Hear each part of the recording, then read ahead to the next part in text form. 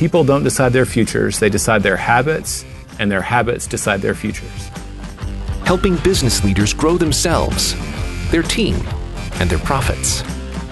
This is EntreLeadership. Now, here's your host, Ken Coleman. Coming to you from the Music City, this is the broadcast of Leaders, by Leaders, for Leaders. Thank you so much for joining the conversation. What a special treat we have for you today, folks. Going to go a different direction, a direction that I think is much needed. How about we talk business, we talk leadership, and we talk marriage, all in one conversation. A lot of you, men and women out there, are leaders, and a lot of you are married. And folks, this conversation is very timely, certainly, as you get ready to move into a new year. Wendy and Jay Papasan are our guests. Now, this is fun because I sat down with Jay and Wendy here in our studios live after they spoke to our EntreLeadership team. They talked about personal, professional goals, and then how do you get down into a process with your spouse where you set all those types of goals: personal, professional, family goals, financial goals. So this is a great process. You're going to hear more about it in this conversation. Wendy is a real estate rock star. She leads the Papasan Properties Group. Jay is the best-selling author of The One Thing and vice president at Keller Williams Realty International. This is the world's largest real estate company. So both of these folks are high achievers, and they happen to be married. Now, folks, this is lean in, take notes type stuff. I promise you. And you know what I recommend? If you listen to it by yourself first, how about listening to it with your spouse or sending it to them so that they can listen to it and you all can connect? And I also recommend that you do this over a very nice dinner. Good stuff. Let's get right to it. Here are Wendy and Jay Papasan.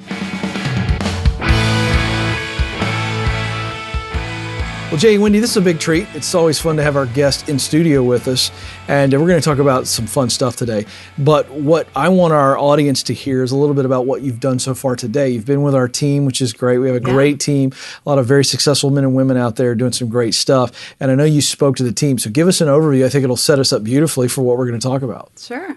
So when we were setting this up, we were in the process of planning for our goal-setting retreat, and I was looking for a reason to be in Nashville, because I have a lot of friends here. And so that's how the two came together. And when I mentioned a couples goal-setting retreat, the team was like, well, we're a very family-oriented organization, and we're also business people. We like to set goals. How do those things come together? So we just did a little lunch and learn with the team here on how to host your own goal-setting retreat with your significant other.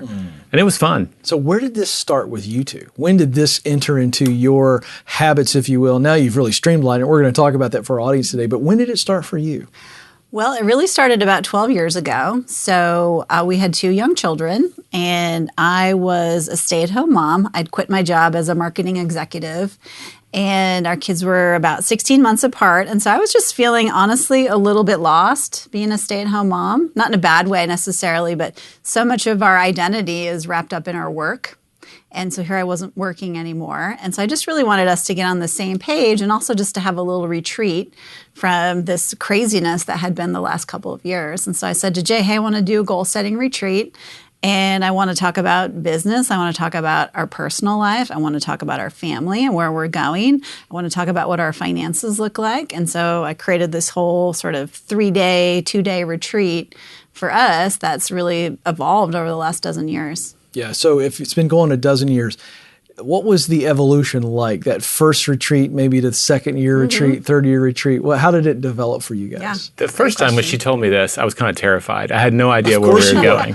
I just heard that and I felt a lot of pressure. I know. This was 12 years ago. It's like, honey, we need to talk when you get home, you know? But it was like, this is even bigger. We're going to have to leave town to do it. Right. But that was also exciting because I think the first retreat was the first night we ever spent away from our kids. Oh, wow. So it was Which is a big deal. It was a big deal because we were in the trenches with 2 in diapers. Yeah.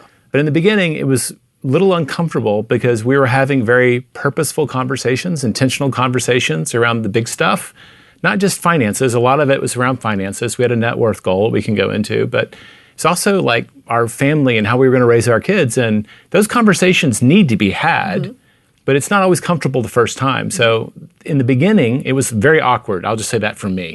Oh, it was awkward. I was reading the questions and blushing, like, really, we're going to talk about that? And it was great. And then we got more and more comfortable having those conversations, and not just having the conversations, but setting goals around it. And also just the first one just took a lot longer because it was really a foundation that we were able to build on. Right. Yeah. So that first year, it was a lot of asking the questions, being thoughtful, writing down the information, documenting it, and all the years since then have just been sort of, like I said, building on top of that. It's been organic. Yeah. Now, we're going to talk about the content in a bit, but I'm just curious. Is it methodical now, meaning you've got a set schedule, you send Absolutely. X amount of minutes on? Okay, that I think would be really good for people to hear before we dive into the stuff that we need to be talking about.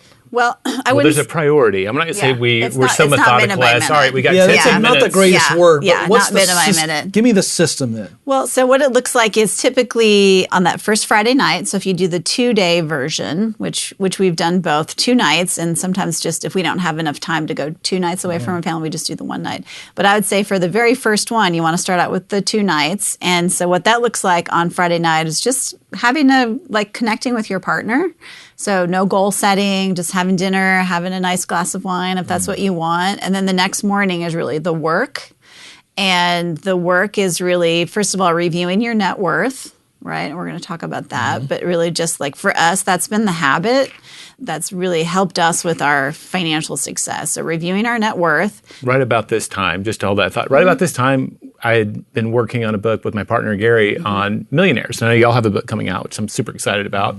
But I'd interviewed 120 of them. And I remember going to Wendy and said, do you want to try to do that? Do you want to try to be a millionaire? Net worth millionaire. And so net worth became that goal we were both rallying around, and we set a 10-year goal. And so that was like, it wasn't by accident that we were talking about net worth. Right. That came from that research. Yep. And how do we grow our wealth? And it was scary. Like, I don't think either of us thought we were actually going to do it in 10 years, but we wanted to be on that journey. So that's where it started, and is around, where's our goal for this year to be on pace, and what do we have to do to hit it? Yeah, Yep. that's good. So that was the first thing Saturday morning. Yep. First thing Saturday morning, net worth, budget, and then really the goal setting questions. And the goal setting questions are really extensive, and they involve finances, family, marriage, children, physical health, spiritual health, just a ton of different questions. And so it's really working on the questions all day and really diving deep into them. And really just seeing and listening to your partner, like where are you at with that? Where are you at here? What is really important to you? What's not so important to you? Where are we wildly divergent? Where are we really on the same page? What do we need to work on? So that's Saturday. Saturday night is, again, just relaxing and letting the goals kind of sink in. And then Sunday is setting our vacations for the year. So one of the things that I think we do really well is we always set our vacations for the year in October. So this past weekend when we were here in Nashville, we set all of our vacations for 2019. So they're all in the books. We know exactly where we're going. Okay. And one of our big goals is to spend a month traveling every year. Okay. Very cool. Yeah. And then that's really it. And that's Yeah. that's like a secret weapon. I mean, it's something I have all of my staff members do as well. Like, I want them going into January with their vacation on the books. Because in January, if they want to take off 3 days in August to go to a big music fest, I'm going to say yes. But if they show up the day before the music fest and say, hey, boss, I want to take off, can I leave? It's now putting me in a really tough position. But if you plan for it, work will go on either side of it. And when people reactively take a vacation, one, they're already in a bad place. And a lot of times they end up with a laptop on the beach. And we've been those people, and we didn't want to be those people. I think for a lot of families, you know, especially for us, we own 7 businesses between the 2 of us. We've got an almost 13-year-old and a 14-year-old. And just that time off is almost the most important thing for us. And if we're not scheduling it out, then it really doesn't happen. So it's like getting that counterbalance. Yeah. And so just knowing going into March, oh, we've got this planned in May, that just makes everything else easier. Now, I don't want to spend too much time here, but I think this begs the question. Are you saying, well, spontaneity is just not that important? Or are you guys still open to saying, hey, let's just go do a weekend away? Yeah, sure. Okay, so you're not saying spontaneity is bad. We called this trip, we had an idea of when we were going to do our goal-setting retreat, but we hadn't picked a town. Right. So the conversation with Alex on the EntreLeadership team allowed us to go, hey, let's make it Nashville. Good. Yeah. and we can, see some friends here. I sensed that, but I just, I want the audience to hear you saying, you're not saying if it's not on the books in October for the following year, you can't do it. That's not what you're saying. No. All right. But a lot of times it won't happen if you don't talk about it. I think you're absolutely right. Well, there's no question because life just kind of happens. It happens. Yeah. And, but boy, especially the season you're in, we're in a similar season with kids, and their activities can eat up your entire year. Yeah, exactly. It's unbelievable. Yeah. And something Gary shared with me once, he asked me before spring break, like, where y'all going for spring break? And we just bought a house with a swimming pool, and we were going to do a staycation. Yeah. And he said, hey, Gus was 6 then. He goes, maybe you've got 10 spring breaks left if you're lucky. And that hit me like a ton of bricks. And it just made me think, also, if we're not being intentional when our kids still want to hang out with us, like if we have 10 spring breaks left to hang out with Gus and Veronica. I know, it's crazy. I know, and it just gave you a different sense of there's something else at stake, not just us not being burnt out at work, but this is time when they actually are fun. They want to go with us. It's true. They're not bringing a boyfriend or a girlfriend yet. Oh, yeah. That's a whole thing that I know we get to look forward to. Yeah, thanks, Jay. But this, I know, it's terrifying, isn't it? It's terrifying. But this idea of Gus, Veronica, Jay, and Wendy going on vacation, we've got a season for that. We're in it. So let's be purposeful about it. All right. I love that. Now, quick snapshot. I want our audience to just get a sense of what your day-to-day, week-to-week lives are like as business owners. Sure. So, Wendy, we'll start with you. So I'm the owner of the Papasan Properties Group, which is we're 29 people in 5 cities. And so for me, I'm out of sales now, so I'm the CEO. There have been times in my life where I've been uber busy at work when I was a sales agent and just working, too long of hours, missing dinner, things like that. But now I'm the CEO, so I have pretty regular hours. But, we've got that business. I manage all of our investments in Austin. So we have a slew of rental properties. And then, of course, we have 2 kids, 13 and 14. And my goal always was to be out of sales and real estate by the time they were in middle school, because I think your kids actually need you more in middle school than they need you in elementary school. And I think that's true. It's just being there for both of our kids. But this is good because I think this is great. I want to go in here. Jay, hang on. We'll get to you in a second. This is great. You bring up this middle school thing. You're out of sales, but you're still in leadership. Yep. Take us there because you're still full-time leading, but is it that you just have more flexibility in leadership? I have a lot more flexibility, yep. And I would say that I'm able to work on the business instead of in the business. Right. So I can focus on things like, what are our values? What's our culture look like? We had recently had a big team retreat, and a big part of what we talked about was culture. We have a big giving back culture. And so it's like, how do we just take that and run with it? And that's how we attract people to our growing team, and focusing on those things that are so important. But when you're kind of in startup mode, you're not always able to do that. Yeah. Good. If I could observe for her, just because I'm on the outside, like the thing that she's doing really well as the leader is she's made her priority, instead of taking listings, she's going on appointments with people. So she's trying to get in business with the best people possible. So like when you think about going on appointments and lead generating now, I think she's looking for talent, which ultimately, if you're going to have an amazing business, you've got to surround yourself with great people. Right. And I feel like the last 3 years, she's been really on the road to mastery on that. Yeah. Well, it's a great example of how you're developing the team so that you can work on the business and you don't have to be involved in the weekends. You can be totally engaged with those amazing teenagers and your husband, knowing, hey, I got a great team that I'm personally training. Yep. That's great. All right, and then take us through what you're doing, Jay. My big evolution has been, we did our first business book after multiple real estate books. So the last 5 years that the one thing has been out, I've been helping building our trading company around that book. We have a coaching partnership around that book. And I've been doing a lot more public speaking. So I'm kind of an introvert. I'm the writer guy. That's right. And I've had to learn how to stand in front of audiences and get comfortable being uncomfortable. But that's part of being an author, right? Promoting the books. So a lot of my journey has been focused around building that platform, because it's kind of like if you can just do all the hard work of getting that business in orbit, all the resistance is gone and now has a chance to kind of keep going on its own. That's right. And we can build a business around it. But I spend probably half my time creating content. That's still today. That's my job. Yep. So that's your one thing. The audience can figure out you've got a lot going on. And yet here you are passionate about this couple's And I know it's the retreat and everything, but this is just this is couples communication 101. I'm so excited about going through this because I think our audience really needs to hear this. So I'm just going to say, if you're watching, if you're listening, this is me going to school for me and Stacy. And so hopefully you can learn from me, but I think this is important stuff. Let's get back into it. We kind of touched on it a little bit. Now I want to get into it. When we talk about the budget, when we talk about the net worth, and I want to just throw it out here. So when you start to have that conversation, from your experience doing it together, then coaching other couples, what levels of, okay, I'm here, I'm there, we're not completely on the same page. How much of that is okay? And I want people to understand maybe this isn't a perfect process, but it is a communication process. Just talk about the importance of that, because money creates a lot of tension with couples. Absolutely. I think in general, the biggest fear people have about this is that they're going to go in and set long-range goals with their partner, whether it be about money or anything else, and find out that they're not in alignment. Right. And I don't know where we got this idea that being married, I mean, we would know it's a lifetime commitment. That's what we said when we said I do. That's right. But we're not going to always be perfectly in sync. Yeah. We're both going to be growing at different rates. And I think this process acknowledges that at different points in our life, we're both growing at different rates. So we're going to be going in and out of sync. So I do think that shows up the most around money, because money statistically is the number one reason couples fight. Right. So getting on the same page about why are we saving to invest? What will this do for our future? Why is that important to us? It's important to us for different reasons. Well, and the big goals will pull you through the smaller things that cause you strife. So like we got on the same page where we said, you know what?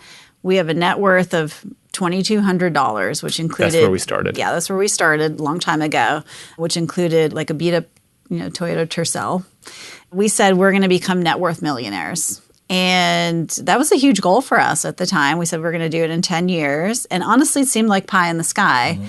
But getting on the same page about the big goal, and then every year looking and saying, what do we need to do to make this goal happen? Or if we're looking at expenditures, we're not going to buy this sofa because it's going to negatively affect our net worth.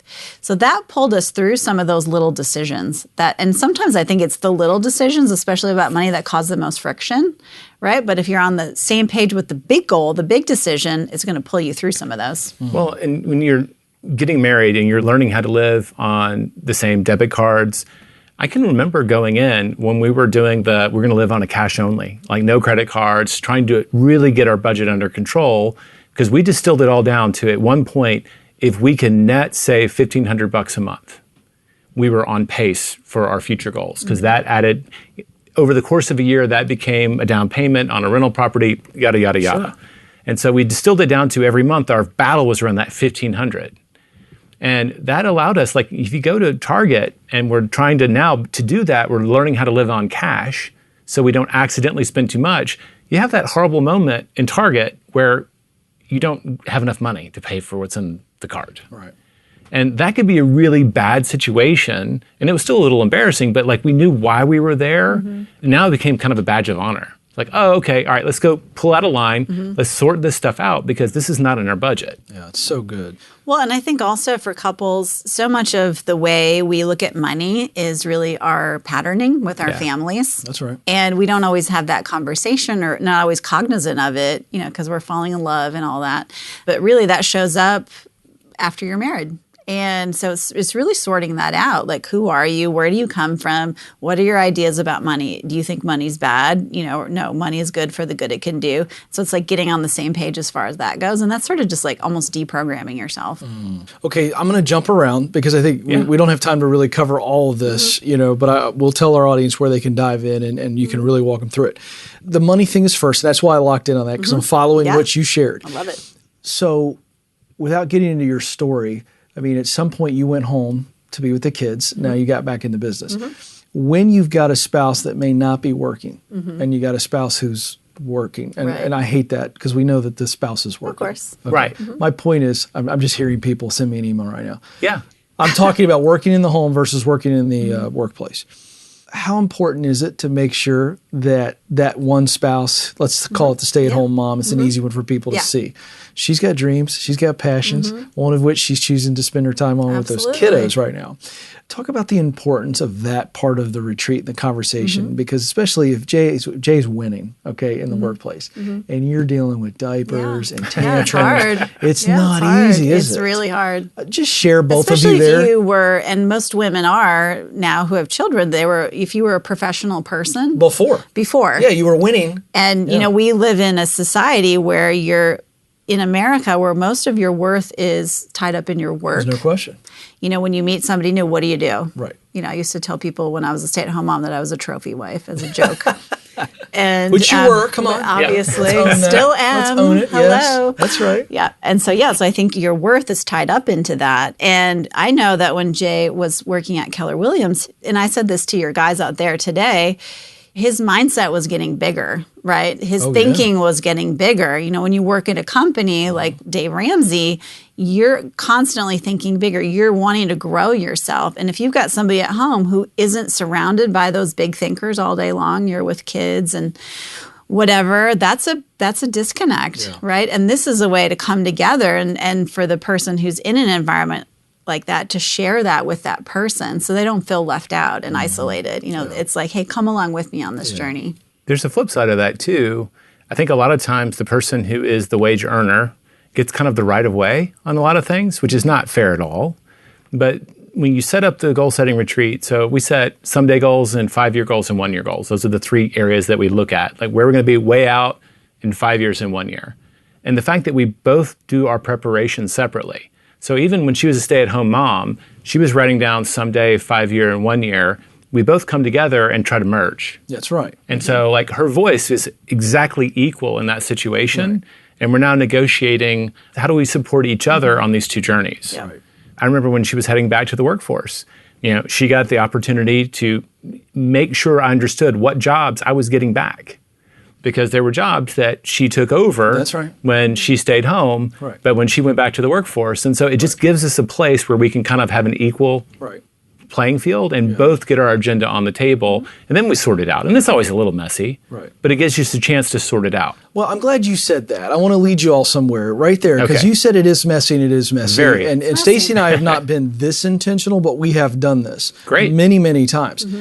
And I remember, when she's back in the workforce, she's killing it, because we've got some goals, things like that. You get this. But I remember when I was working my way up the broadcasting ladder and, so we'd spend time talking about those goals and then, and she's kind of supporting everything. But then it was a little messy. But then the payoff for this would be for us when we'd have conversations about us together as a family. Yeah. So yes, I had some professional goals. At that time, her only goal was just awesome kids, and she was killing it, and she was winning. But then when we moved the conversation down the road, and even though it might have been messy, here's where I'm going to lead you, it's so worth it. Oh, yeah. Because when we got to the point where we were dreaming as a family, as a couple, that's when the payoff has always been great for us. I want you to just take that. Take it and run with it. Yeah, well, I think a great example of that is like, do we want to be able to pay for our kids to go to college? And what does that look like? And what are our financial goals around that? And, for Jay and I, this relationship has always been our primary. I love my kids, but this is number one. That's right. And what does our life look like when our kids are gone? I know that 80% of all the time I'm going to spend with my kids is, before they graduate from high school. And so what does that look like? And what does our world look like? And we love to travel. Right. So how do we create enough passive income so that we can choose to work or not? So it's like having those really big goals and being intentional around it. Well, I just think if you acknowledge year after year that you have all these goals, they're not always perfectly in a line. And some years, nothing gets done on them. I can't tell you how many things we thought we were going to do in 5 years that the next year we pull those up and we look at them throughout the year too. And we're like, we really didn't do anything on this. Is this really important to us? No. And we give ourselves permission to just cross some stuff out. It doesn't feel like failure. It feels like focus. Yes. And then there are things that we fail at, but we refuse to put on there.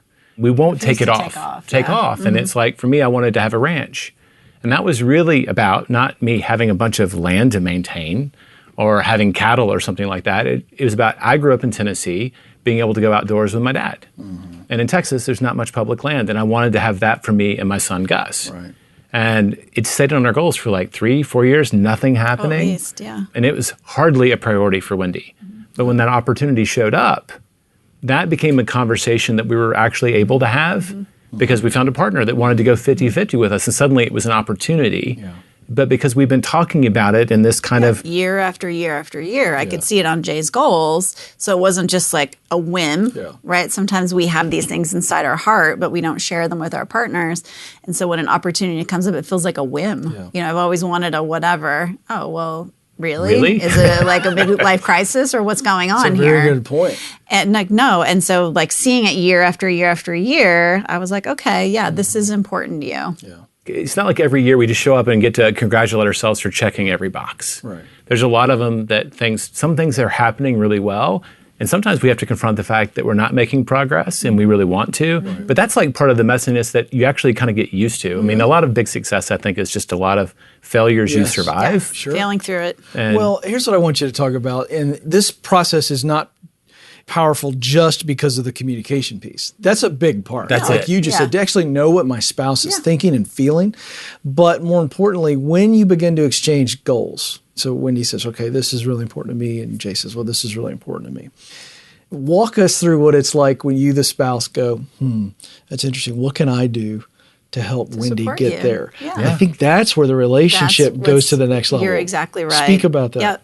It's all of a sudden you have, two people heading towards this thing together, because I'm not always going to be 100% on board with some of these big things that Jay wants to do. And yet I do support him in it, right? Like I'm okay with it. I love my husband, so I'm okay that we have this ranch.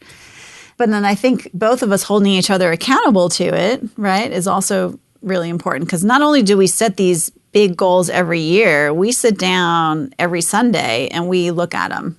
We look at our goals once a week and just say, where are we at with all these things and where do we want to be? So coming out of the retreat, every Sunday you guys are doing this. Yeah, so we take the goals and we put them on something that we call a 411. So it's like 4 weeks, 1 month, 1 year.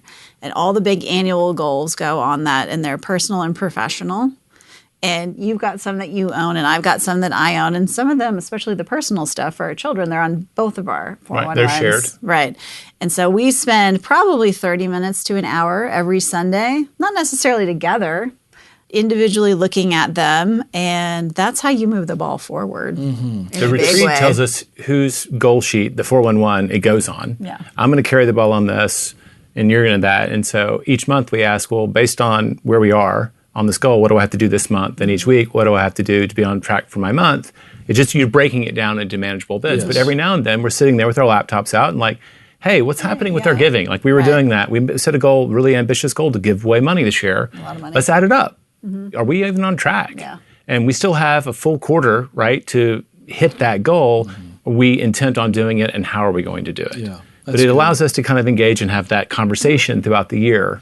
This is a key point here, is that we can do all these things that you're talking about, but then if we don't review them every week, there's something powerful about the brain, isn't there? Oh, yeah. There's the flip side to this. If I'm looking at it all the time, it's like the only thing I can see is my actions that I need to take, right? We know from psychology studies that when we go buy a car, and we drive off the lot, we see it everywhere on the ride home. Reticular activator, is that it? Yeah. There you go. Yeah. So there's some real power to this. Take us down that road. I mean, it's a huge part of what we're doing in our One Thing business. I think a lot of people know how to set goals.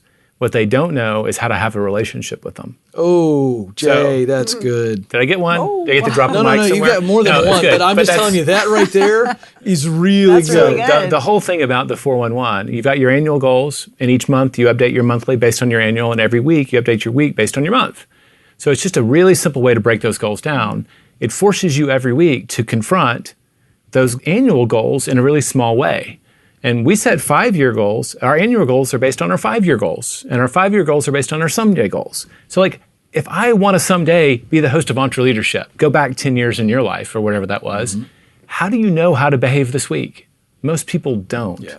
So having a shared system, whatever that is, for how do we know how to behave this week so we're on track to be millionaires, or we're on track to own a ranch, or we're on track to this professional goal or this spiritual goal, it gives us a way to have that relationship with the goal on an ongoing basis and have it with each other. So it just becomes it's just a tool for making that happen. I personally think it is the thing for me. So the 411 is actually a construct of Keller Williams, something we didn't invent it. No. But it's something that I used a long time ago, even before I was with Keller Williams in my old job, and I would use it with my people. And so now my people use it in their business. So everybody on my team does a 411. And the idea is it's done by 8:30 Monday morning so that when you come in, you know exactly what your priorities are for the week. And their supervisor holds them accountable to the 411. So again, it's their goals. I mean, I work mostly with 1099 real estate agents. So they tell me I want to sell 24 houses. Okay, great. So then in that conversation with them, hey, you told me that these were your goals, right? Why aren't you doing the actions required to kind of meet those goals? You're not on pace to sell 2 houses this month. What are you going to do about it? Yeah. It makes it, instead of having an annual review where you load up all the good or the bad, every week you can do little course corrections. Yeah. What works in business, right, works in life. Yeah, that's right. So we've just adopted, I mean, how many corporations do retreats for goal setting? They send their executives off to some offsite to get them out of their element, to give them perspective on their life. We're just kind of adopting these models for our personal life too. So let me ask you, on the 411, you've got personal, physical, your marriage, friendships, professional, money. Is that right? Have I got everything in there? So that's a big The two big buckets are professional and personal. Okay. But if you looked on, like in the one thing, it's spiritual life, physical health, personal life, your hobbies, key relationships, job, business, money. Right. Those were the 7 big kind of buckets that we want to be good at. Yeah. Like it's important to win at those. Absolutely. And so we try to address the questions in the course of the retreat. We ask questions, what do we want our spiritual life to look like for us, for our kids? We go through each of those and try to, where it makes sense, we set goals in them. Yeah.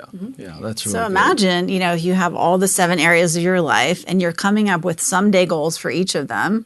Like, how can I be my best self in these 7 areas? And then you're breaking it down and saying, what do I need to do in 5 years? What do I need to do in 3 years? What do I need to do in 1 year? What do I need to do this month and this week to be the best person I can be spiritually, physically? And, you know, we definitely don't get it all right. There are some areas where, you know, we're crushing it. Sure. And some areas where we're not. Right. You know, but it's always like, it's not about the goal. It's about who you become on the way. Yeah. Right. Yeah, because let's talk about that. I love that. That's going. I do too. Yeah, I yeah. do too. Thank you for leading us there. Let's, because I know you have no problem with this, but we got to be vulnerable about this. Yeah.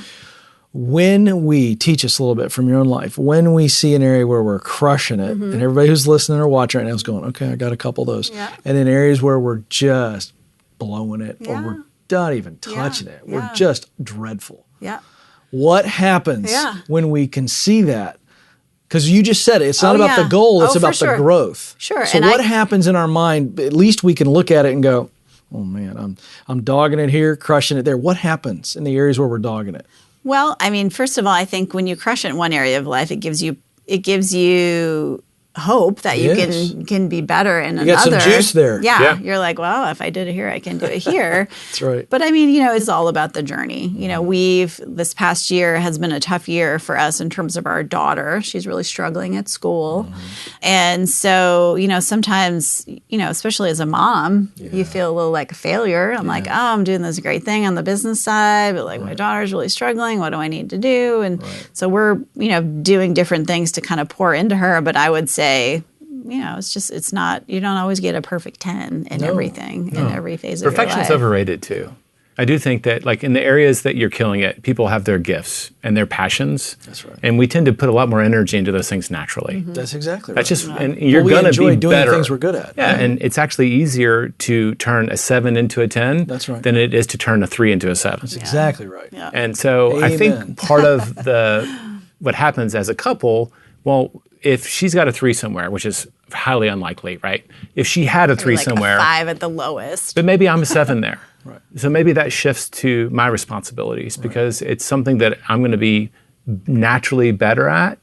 And so I can take that guilt off of her plate and put it on a place where at least I'm proficient.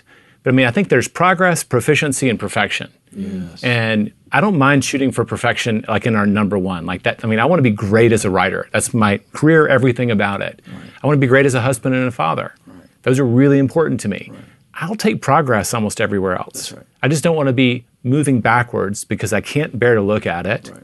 But if I'm really moving backwards, maybe that's something she can take from me too. Yeah. So it just gives you a chance to get out of that perfection mindset and into can we just make progress? Well, I want to go back to something Wendy said, because again, we don't talk about this at all on this program, and I'm convicted about it. And that's this parenting thing.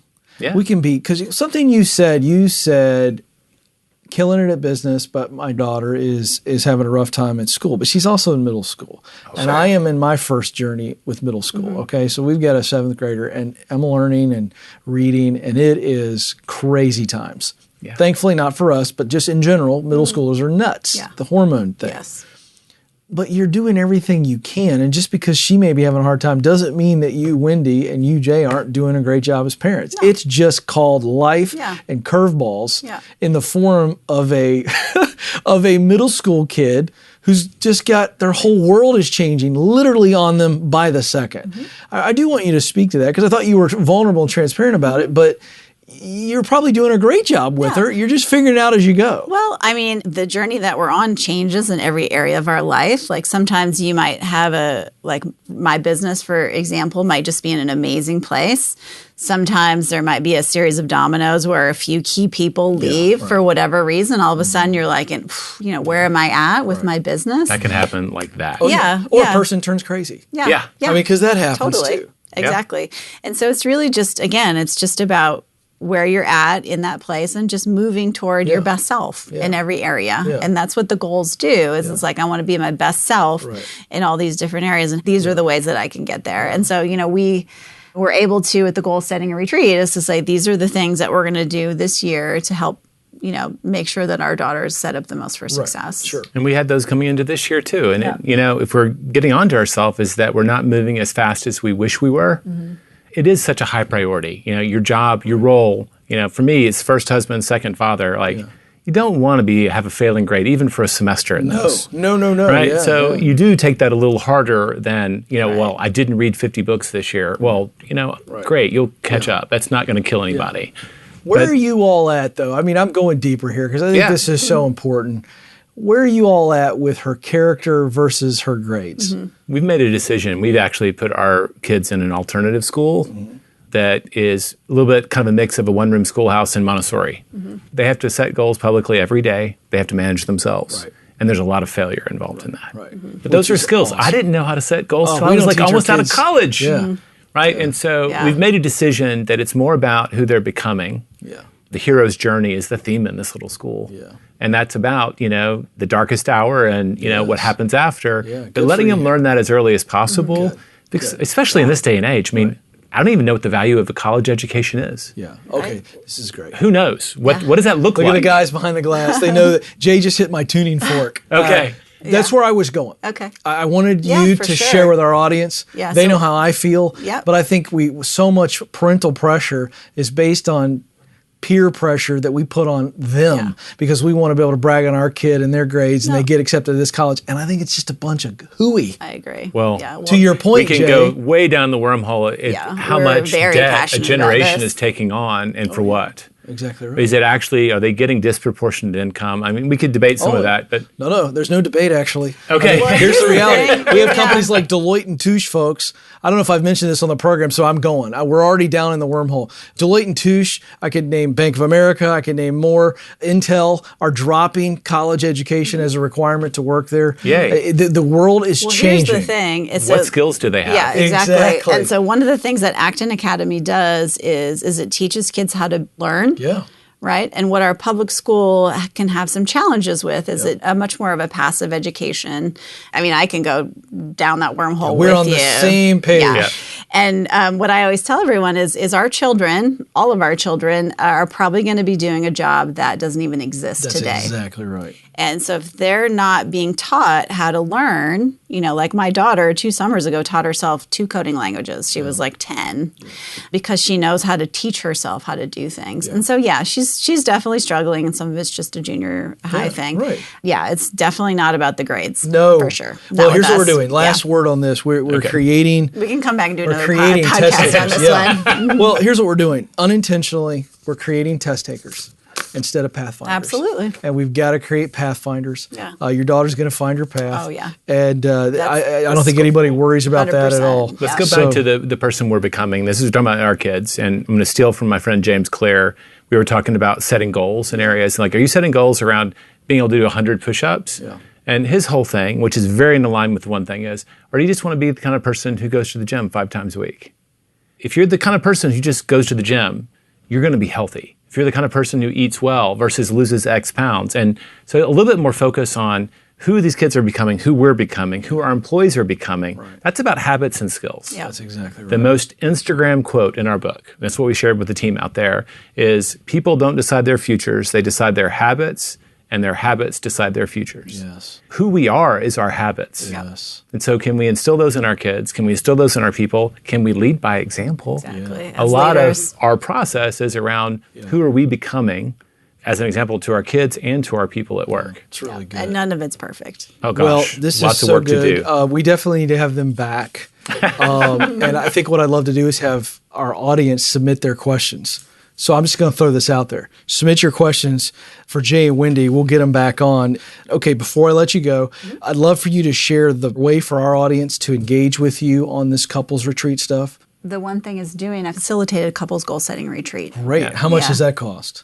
I think it's 3 different tiers like y'all do. Like there's the $600 VIP, for but 2 people, maybe? Is that what it is? Yeah. $595? So is it an intensive where they come and you actually days. walk the 2 couples days. through all this stuff? It allows people to do all the work, open up their calendars, book their vacations. You do all of that in the workshop. Yeah. And it also provides a safe environment where there's a lot of other newbies. Well, not only would I like to come, I think everybody should do this because there is an accountability of doing it the first time with some professionals. Absolutely. And you kind of have to do it Yeah. that I think would set you up I think to so, really too. win for decades. That's Yeah. why I think going to this retreat would be really, really fun. Yep. So I really highly recommend it. Okay, it's in the show notes, link for the retreat. Folks, I'm telling you, I think you have to do this. It works. What a great couple. This is so refreshing.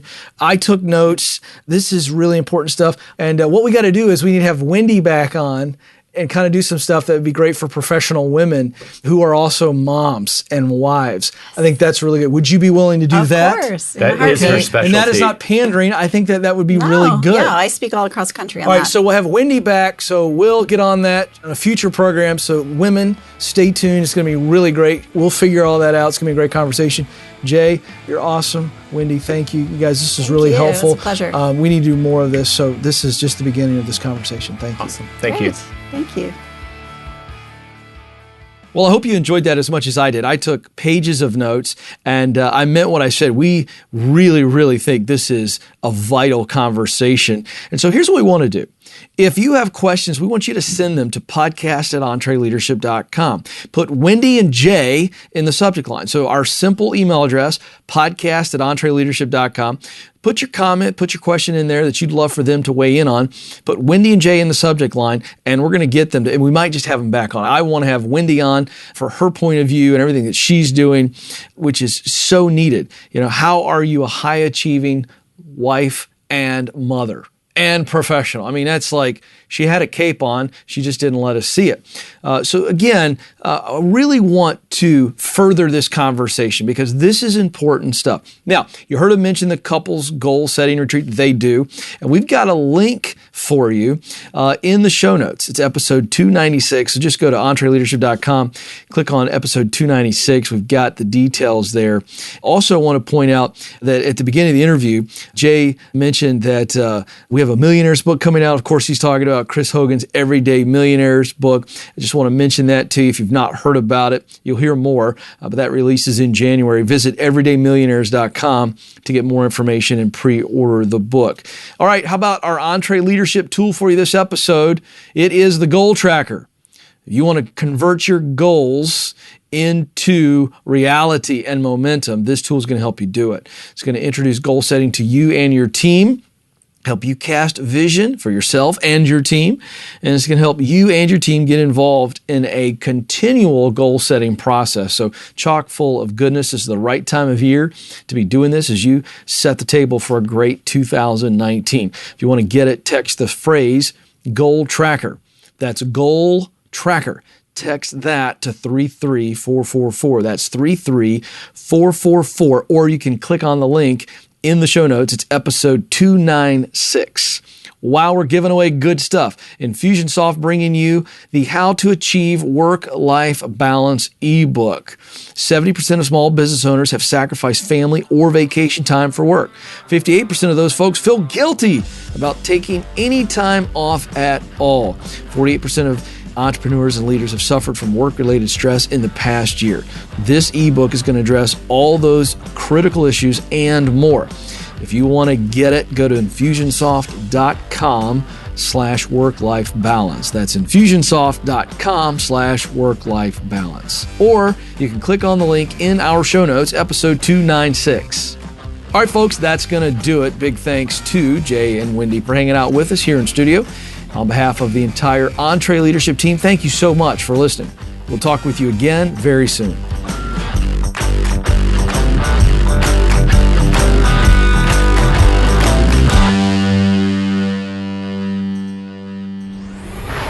Hey folks, I want to make sure that you're aware that we have other great podcasts from Ramsey Solutions.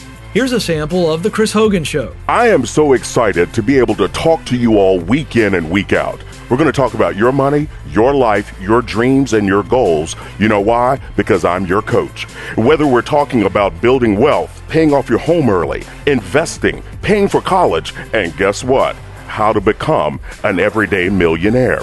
We're going to focus on taking your calls because you matter to me. Together, we can do this. This is The Chris Hogan Show. If you'd like to hear full episodes, just search The Chris Hogan Show in Apple Podcasts or go to chrishogan360.com.